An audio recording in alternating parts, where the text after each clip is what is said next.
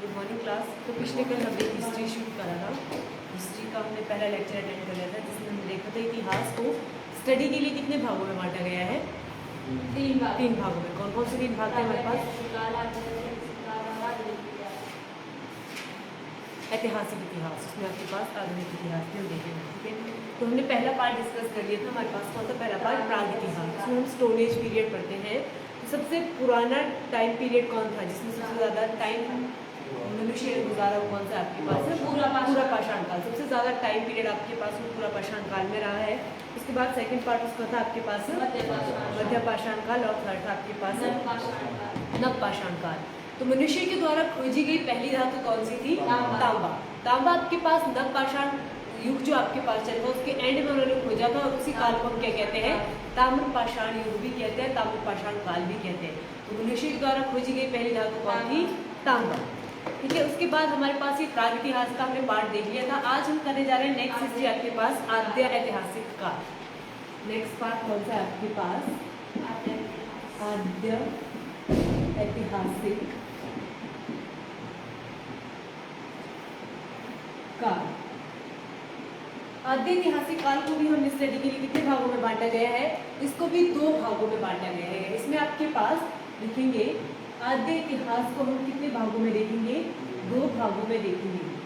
हमारे पास जो प्राग इतिहास था उसमें जो मनुष्य था वो लिपि से परिचित नहीं था। ठीक है, उनके पास कोई लिपि नहीं थी। लैंग्वेज और कम्युनिकेशन के लिए वो आपके पास चित्रकारी और जेस्चर यूज करते थे। नेक्स्ट आपके पास आता है आद्य ऐतिहासिक काल। यहाँ से क्या क्वेश्चन बनता है? इस काल के जो लोग थे क्या वो लिपि से परिचित थे या नहीं थे? तो लिखेंगे आद्य ऐतिहासिक काल को दो भाग कौन कौन से थे?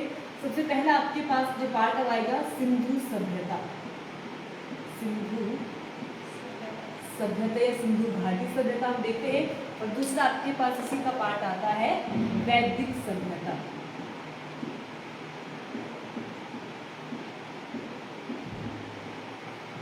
इसमें जो आपके पास सिंधु सभ्यता है, सिंधु सभ्यता के जो लोग थे, सिंधु घाटी सभ्यता के जो लोग थे वो कैसे थे? वो लिपि से परिचित थे, परंतु उस लिपि को हम आज तक नहीं पढ़ पाए हैं।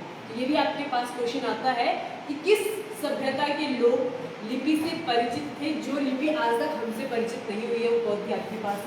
सिंधु सभ्यता की लिपि।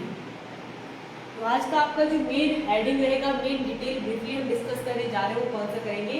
सिंधु सभ्यता। कौन सा पार्ट लेंगे आज हम? सिंधु सभ्यता। सबसे पहला क्वेश्चन, इसको सिंधु सभ्यता क्यों कहा गया है? लिखेंगे सिंधु सभ्यता का जो टाइम पीरियड है वो है 2400 ईसा पूर्व से लेकर, या फिर हम लिखेंगे 2400 ईसा पूर्व से। नेक्स्ट आपके पास रहेगा 1750 ईसा पूर्व तक। कौन सी सभ्यता चलेगी हमारी? सिंधु सभ्यता का टाइम पीरियड आप देख लेंगे। बिफोर क्राइस्ट जिसको हम कहते हैं सिंधु सभ्यता का टाइम पीरियड है। इसे सिंधु सभ्यता क्यों कहा जाता है? आप मैप पे भी अगर देखोगे तो ये जो सभ्यता थी ये पाई गई थी सिंधु नदी के किनारे, और सिंधु नदी की जितनी भी सहायक नदियां थी उनके किनारे ये सभ्यता पाई गई थी। ये शहर मिले थे। ठीक है, अगर आप मैप में हल्का सा अगर आइडिया होगा आपको तो सिंधु नदी का उद्गम कहाँ होता है? पाकिस्तान की राष्ट्रीय नदी है। उद्गम कहाँ होता है इसका? सानो खयाब ग्लेशियर या सीन का बाग ग्लेशियर, इसका उद्गम वहां से होता है। चाइना में आएगी, भारत में आएगी और फिर पाकिस्तान में जाती है, और पाकिस्तान में सबसे लंबा जल प्रवाहित करती है, इसलिए ये पाकिस्तान की क्या है? राष्ट्रीय नदी है। सिंधु नदी समझौता भारत और पाकिस्तान के बीच में हो तो पाकिस्तान में उद्गम होगी। कब जाएगा ये? सानो खयाब ग्लेशियर से सिंधु नदी का उद्गम होता है। आपके पास मानसरोवर झील के ऑप्शन में आ सकता है, तो ग्लेशियर अगर पूछा जाएगा तो सानो खयाब ग्लेशियर झील आपके पास मानसरोवर से इसका उद्गम होता है। चीन तिब्बत में आपके पास ये ग्लेशियर है जो आपके पास चाइना के अंदर आता है, वहां से इसका उद्गम। मैप में भी आप देखोगे चाइना के यहाँ पे बना हुआ है, तिब्बत देखो ना ग्लेशियर यहाँ पर ये है। तिब्बत के यहाँ से इस ग्लेशियर से सिंधु नदी निकलती है, यहाँ से होते हुए ये चली और ये क्या बन जाती है? पाकिस्तान की राष्ट्रीय नदी। क्योंकि सबसे ज्यादा जो अपना जल है वो कहाँ प्रवाहित करती है? पाकिस्तान में ज्यादा बहती है। इसलिए भारत और पाकिस्तान के बीच में भी इसका समझौता हुआ है। सिंधु नदी समझौता कब हुआ है? 1960 किसके बीच में? पंडित जवाहरलाल नेहरू और अयूब खान के बीच में। तो हमने देखा है सिंधु नदी समझौते में भी हमने ये चीजें पढ़ी है। आपके पास मेन इसमें नदियां कौन कौन सी है तो साथ में देख लेंगे हम। सबसे पहले आपकी इंपॉर्टेंट रिवर कौन रहेगी? सिंधु रहेगी। तो सिंधु के बाद सेकंड इसकी सहायक है झेलम, कश्मीर से निकलती है ये झेलम। झेलम के बाद चिनाब, चिनाब के बाद हम देखेंगे रावी, सीरीज में चलो। रावी के बाद आपके पास आएगी व्यास, और व्यास के बाद आपके पास कौन सी आती है? सतलुज रिवर। समझौता क्या था? जो तीन ऊपर वाली नदियां उसका 80% जल यूज करता है पाकिस्तान, और जो नीचे वाली तीन नदियां का 80 यूज करेगा कौन? भारत। यही समझौता रद्द करने की बात हो रही थी। ठीक है, ये क्लियर हो गया आपके पास। तो सिंधु नदी की सारी सहायक नदियां आपको पता होनी चाहिए कौन कौन सी हैं। इन्हीं के किनारे जो है इनके मुख्य प्रमुख शहर मिले हुए, इसी कारण इसे क्या कहा जाता है? सिंधु सभ्यता कहा जाता है। सिंधु नदी के तट के किनारे आपके सहायक नदी के किनारे ये मिली हुई है। यहाँ से क्वेश्चन आपके पास आता है, जब हम सिंधु नदी की बात करते हैं, सिंधु सभ्यता की बात करते हैं सॉरी, तो सबसे इसको अन्य किस नाम से जाना जाता है?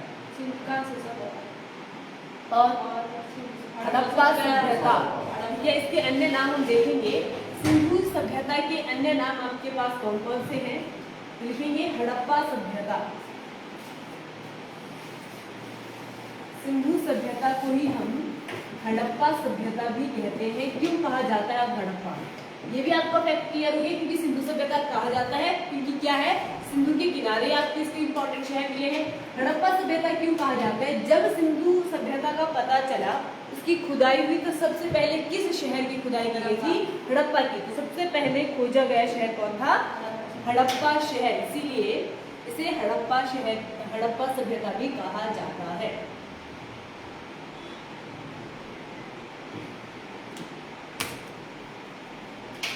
तो यहाँ से क्वेश्चन आपके पास आता है, भारत की पहली शहरी सभ्यता कौन सी है? ये भारत की क्या थी? पहली शहरी सभ्यता थी। सिंधु सभ्यता भारत की सबसे पहली या पुरानी आपके पास शहरी सभ्यता थी। सबसे पहली अगर सभ्यता की बात करते हैं वर्ल्ड वाइड, तो कौन थी वो? सबसे पहली मेसोपोटामिया। ठीक है, मेसोपोटामिया के कुछ यहाँ पे अवशेष देखने को हमें मिलते हैं। देख लो, विश्व की सबसे पुरानी शहरी व्यवस्था सभ्यता कौन थी? मेसोपोटामिया की। उसके बाद भारत की अगर हम बात करते हैं तो कौन थी? सिंधु सभ्यता। और एक कैसी सभ्यता थी? शहरी। इसके बाद भी सभ्यताएं भारत में मिली हैं, पर वो कैसी थी? वो ग्रामीण सभ्यताएं थी, है ना। वो आपके पास कुछ जनजाति स्पेसिफिक थी, पर ये थी आपके पास कैसी? शहरी सभ्यता।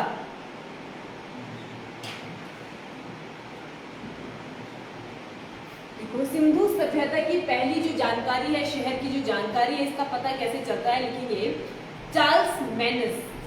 चार्ल्स मैसन ने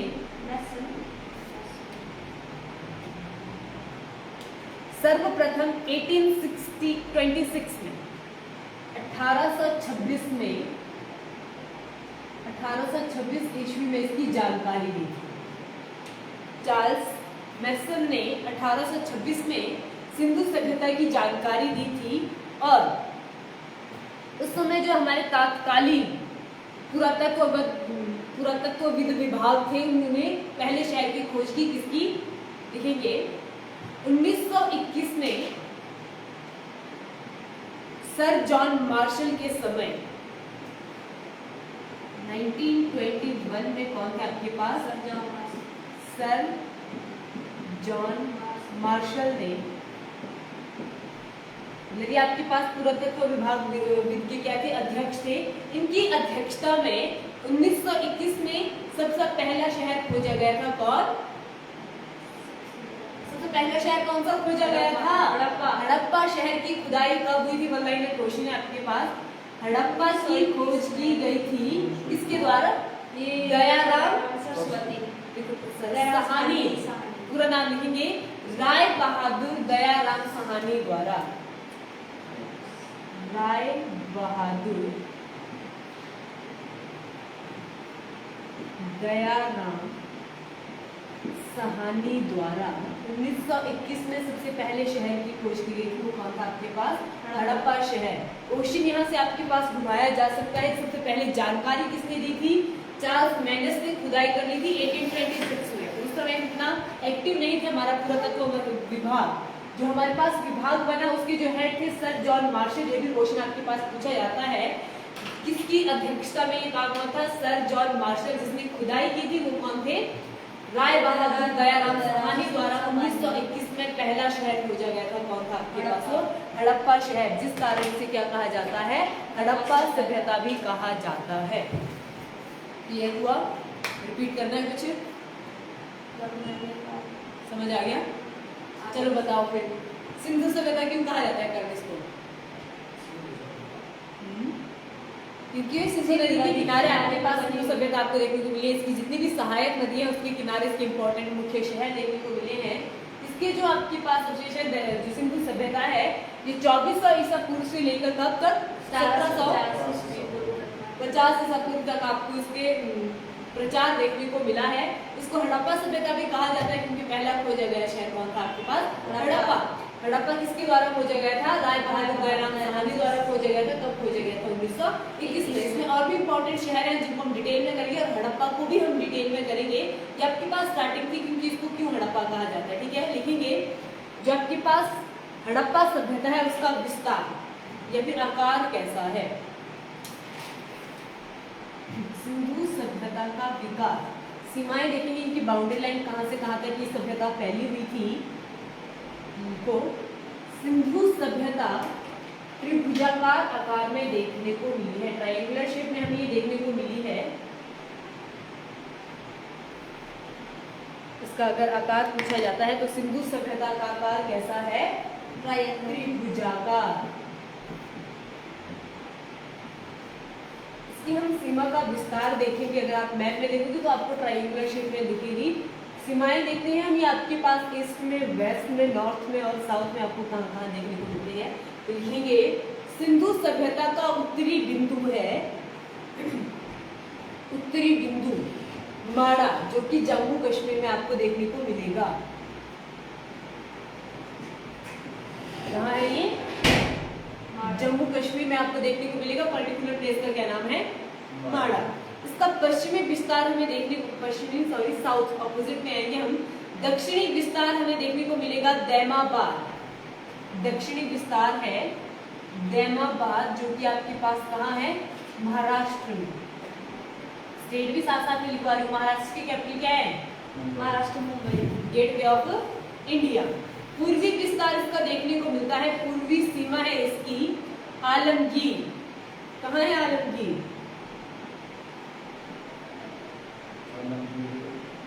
आलमगीर यूपी में इसका विस्तार हमें देखने को मिलता है और यूपी की राजधानी है लखनऊ। किस नदी के किनारे है?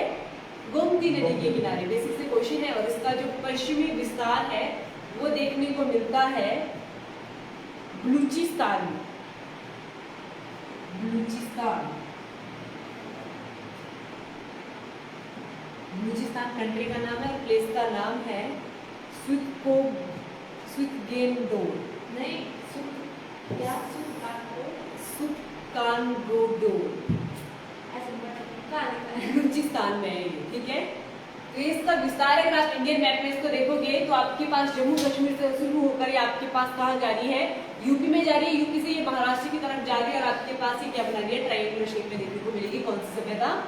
सिंधु घाटी सभ्यता। इसका सामाजिक जीवन देख लेते हैं हम। जो समाज था वो कैसे विस्तार करता था, कैसे ये रहते थे, इनका रहन सहन क्या था, ये लिख लिया सभी ने? लिख लेंगे सिंधु सभ्यता का सामाजिक विस्तार।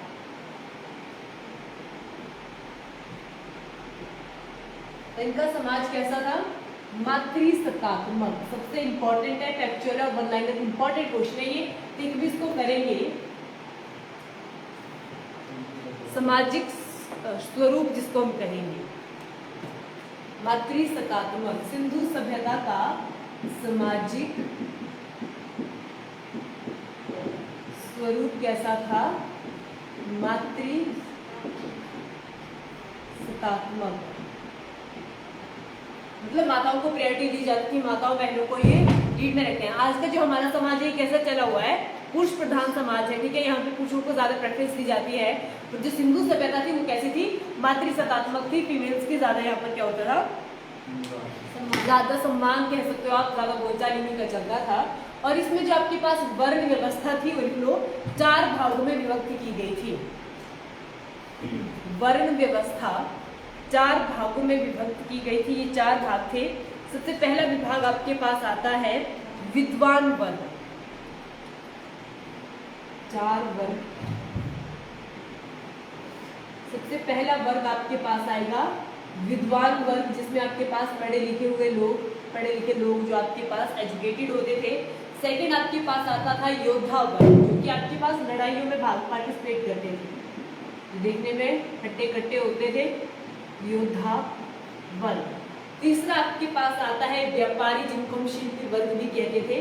व्यापार में जो अपने क्या रखते थे, कैपेसिटी। व्यापारी वर्ग को हम शिल्पी भी कहेंगे, शिल्पकार इसमें आते थे सारे, शिल्पी। और चौथा वर्ग था आपके पास श्रमिक वर्ग, जो इन सब के पास काम करता था। ठीक है, विद्वान भी कुछ अपने असिस्टेंट रखते थे, योद्धाओं का भी कुछ रहता होगा, और शिल्पी वर्ग आपके पास कौन आता था, श्रमिक वर्ग। ये सारे हेल्पर होते थे, इन सभी तीनों वर्गों के हेल्प करने के लिए श्रमिक वर्ग। और भोजन इसमें आपके पास शाकाहारी मांसाहारी दोनों चलते थे। ठीक है, कोई एक भोजन को प्रायोरिटी नहीं दी जाती थी। वर्ग व्यवस्था पूछी जाती है, आपके पास इंपॉर्टेंट है। विद्वान वर्ग था, योद्धा वर्ग था, व्यापारी वर्ग था और श्रमिक वर्ग था। और कैसी व्यवस्था थी ये, शहरी सभ्यता थी आपके पास। और समाज का स्वरूप कैसा था, मातृ सकारात्मक स्वरूप था। नगर नियोजन की अगर हम बात करते हैं तो अच्छे से शहर होते थे, पक्की सड़कें होती थी, इमारतें बनी होती थी, पक्के घर आपको देखने को मिलते हैं किस सभ्यता में, सिंधु सभ्यता में। ठीक है, पक्के मकान लिख लो, नगर नियोजन होता था, पक्के मकान, चौड़ी सड़कें।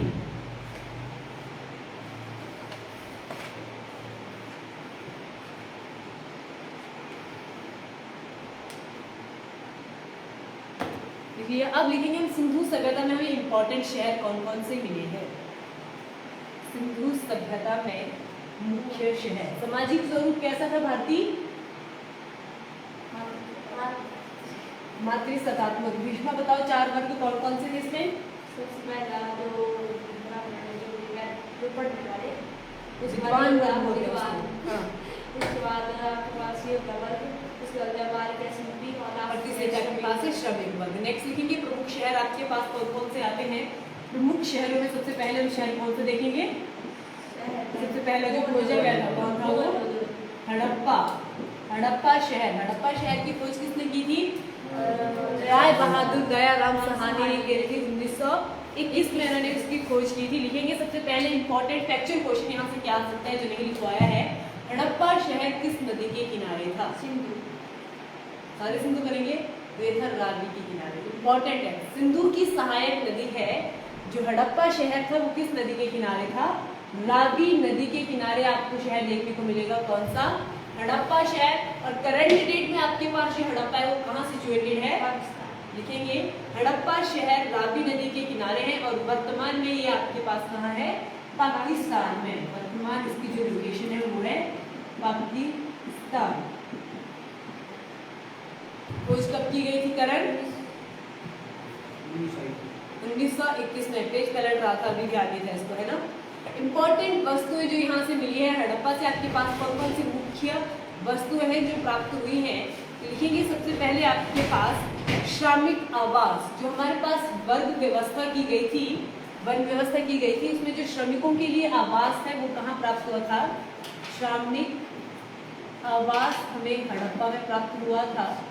अन्नागार भंडारण जिनको हम कहते हैं, ठीक है, अनाज का भंडारण, अन्नागार कहाँ प्राप्त हुए थे, आपके हड़प्पा शहर में। और लकड़ी के ताबूत, क्या होते हैं लकड़ी के ताबूत, लकड़ी के ताबूत जिनमें डेड बॉडीज डालते हैं वही होते हैं आपके पास। ये लोग थोड़ा वेम्पायर में नहीं डालते। लकड़ी के ताबूत कहाँ मिले हमें, हड़प्पा में देखने को मिले हैं। और कब्रिस्तान देखने को मिले हैं, ठीक है, तो दफनाए भी जाते थे लोग। अब सभ्यताओं का पता नहीं, कुछ जलाए भी जाते थे। जरूरी नहीं कि हर वर्ग को, हर व्यक्ति को जलाया ही जाता था, उनके अलग अलग दाह संस्कार रहते थे। कुछ कब्रिस्तान भी हमें प्राप्त हुए हैं, तो आपने भी मेंशन कर लेना है। श्रमिक आवास हमें देखने को मिलता है। इंपॉर्टेंट है आपके पास लकड़ी के ताबूत पूछे गए और अन्नागार, नगार कहाँ प्राप्त हुए आपके पास? हड़प्पा में प्राप्त हुए हैं। और लकड़ी के ताबूत भी हमें हड़प्पा शहर में भी प्राप्त हुए। किस नदी के किनारे है हड़प्पा शहर? रावी नदी के किनारे। रावी का अगर वैदिक नाम पूछूंगी तो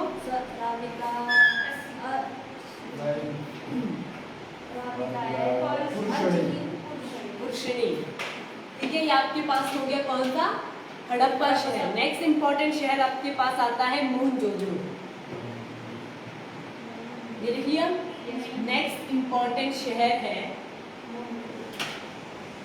मोहनजोदड़ो।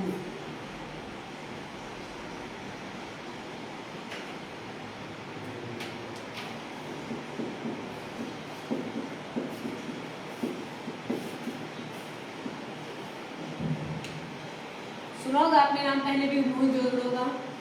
किस नाम से जाना जाता है इसको? मोहनजोदड़ो को क्या कहा जाता है? मृतकों का टीला। इंपॉर्टेंट है, मोहनजोदड़ो को अन्य किस नाम से जाना जाता है? मृतकों का टीला। एक और यहाँ से आपके पास क्वेश्चन आता है लाशों का ढेर। इनमें कंफ्यूजन हो जाता है। लाशों का ढेर आपके पास रोहतांग दर्रा और मृतकों का टीला है आपके पास मोहनजोदड़ो। तो लिख लेंगे मोहनजोदड़ो की जो खुदाई है वो की है राखल दास बैनर्जी ने। खुदाई की है कि राखल दास बनर्जी द्वारा कब की गई थी? 1922 में। डेट मेंशन रखनी है आपने। 1921 में खोजा गया था हड़प्पा शहर। 1922 में राखल दास बनर्जी द्वारा किसकी खुदाई की गई थी? मोहनजोदड़ो की खुदाई गई थी। अगर पूछेंगे कि मोहनजोदड़ो किस नदी के किनारे मिला है तो ये मिला है आपका सिंधु नदी के किनारे। मोहनजोदड़ो किस नदी के किनारे था? सिंधु के किनारे हमें देखने को ये मिला है। ये एग्जैक्ट सिंधु के आ रहा है। और करंट डेट में आपके पास कहाँ है ये? पाकिस्तान। जो हम हिस्ट्री देखेंगे आगे हम जाकर, तो जो सिंध प्रांत आता है ना हिस्ट्री में, वहां पर ये आपके पास सिचुएटेड था। सिंध प्रांत, पाकिस्तान के सिंध प्रांत में हमें देखने को मिलता है। सिंध प्रांत हमने मॉडर्न हिस्ट्री में भी पढ़ा था। पाकिस्तान में आपके पास ये सिचुएटेड है। इंपॉर्टेंट है आपके पास। इसे अन्य किस नाम से कहा जाना जाता है? मृतकों का टीला। इसका अर्थ ही है मोहनजोदड़ो का। इंपॉर्टेंट चीजें जो हमें मोहनजोदड़ो से प्राप्त हुई हैं देखेंगे। सबसे पहले आपके पास पुरोहितों का आवास। हड़प्पा में हमें कौन मिले थे? श्रमिक आवास। और जो मोहनजोदड़ो में उसे हमें क्या मिला था? हमें क्या मिला था? पुरोहित आवास। जो आपके पास विद्वान वर्ग था, पुरोहित आवास। विशाल स्नानागार, ये फैक्ट है, इसको अंडरलाइन कर लेना आपने। विशाल स्नानागार कहाँ प्राप्त हुए हैं? तो ये मोहनजोदड़ो में आपके पास प्राप्त हुए हैं विशाल स्नानागार। घर के अंदर कुआं, घर में कुआं जिसको हम कहेंगे, घर में कुआं। और इम्पोर्टेंट है आपके पास वन लाइनर फिर से, कांसे से बनी हुई नर्तकी की मूर्ति। एक्चुअली अंडरलाइन करना है इसको, रेड पेन से मार्क करना है तो वो भी कर दो। कांसे से बनी हुई नर्तकी की मूर्ति।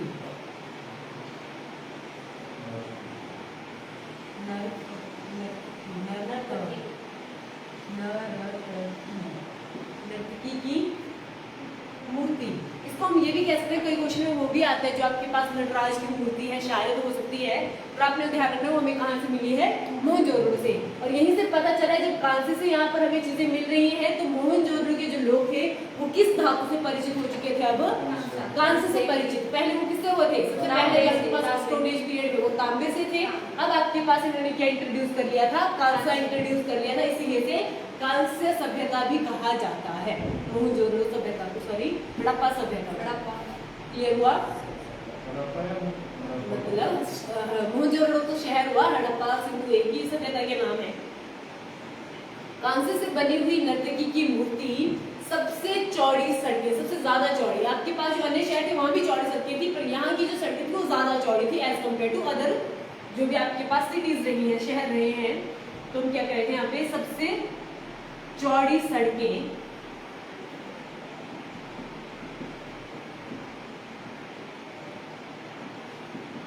सबसे ज्यादा चौड़ी सड़कें और आदि शिव की मूर्ति, आदि शिव की मूर्ति प्राप्त हुई है। तो यहाँ से आपके पास इंपॉर्टेंट जो पूछे जा चुके हैं, क्रोधित आवास पूछा जा सकता है, विशाल स्नानागार ये रिपीटेडली पूछे जा चुका है, और कांसे से बनी हुई नर्तकी की मूर्ति, इसको अन्य किस नाम से जाना जाता है, मृतकों की वैली के नाम से जाना जाता है।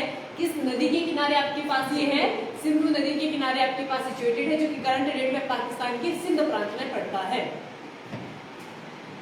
इसे खोजा किसने गया, किसके द्वारा आया था, राघवदास बनर्जी द्वारा 1922 में इसकी खोज की गई थी। क्लियर हो गया। सबसे दूसरा इंपॉर्टेंट शहर हम देखते हैं, तो आपके पास रिपीटेडली आपके बुक में भी, अगर आपने देखा होगा स्कूल टाइम में भी हमने शायद ये शहर पढ़े हुए हैं, हड़प्पा सभ्यता, और हड़प्पा के बाद मोहनजोदड़ो, तो हो गया आपके पास मोहनजोदारो या मोहनजोदड़ो, जो भी आप इसको कहेंगे। नेक्स्ट हम लिखेंगे, नेक्स्ट इंपॉर्टेंट शहर है चनहुदड़ो, ये ट्रेस कर दूं मैं। तीसरा इंपॉर्टेंट शहर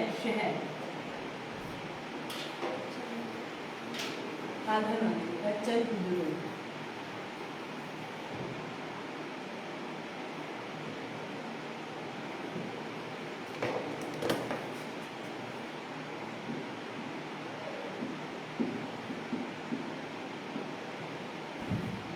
नेक्स्ट इंपॉर्टेंट शहर है हमारे पास चनहुदड़ो। देखो, इसकी जो आपके पास खुदाई है चनहुदड़ो की, गोपाल मजूमदार द्वारा की गई।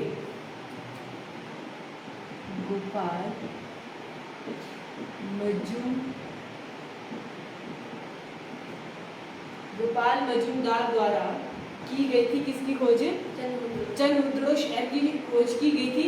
ये आपके पास किस नदी के किनारे है, तो ये भी आपका सिंधु नदी के किनारे ही हमें प्राप्त हुआ है। चनहुदड़ो शहर किस नदी के किनारे था, ये सिंधु नदी के किनारे आपके पास चनहुदड़ो शहर था। इंपॉर्टेंट थिंग्स जो चीजें यहाँ से हमें मिली हैं, इसे इंडस्ट्रीज कहा जाता था, औद्योगिक शहर था ये। इंपॉर्टेंट है, क्वेश्चन आ सकता है, जैसे पूछा जाता है आपके पास सबसे इंपॉर्टेंट शहर आपको लगता है वो कौन था, मोहनजोदड़ो था, क्योंकि सबसे ज्यादा चौड़ी सड़कें, विशाल स्नानागार और नर्तकी की मूर्तियां में मोहनजोदड़ो में मिली हैं। तो ये जो आपके पास चनहुदड़ो था, ये कैसा था, औद्योगिक शहर। देख लो, इंडस्ट्रीज यहाँ पर आपके पास आती थी उस समय की, औद्योगिक शहर था ये। इस चीज का हमें पता कैसे चलता है, क्योंकि वहां पे जो चीजें अवशेष हमें प्राप्त हो, उनसे लगा कि यहाँ पे इंडस्ट्रीज हो सकते हैं। तो यहाँ पर हमें मिला है, सबसे पहले लेंगे शीशा, शीशे के अवशेष, लिपस्टिक,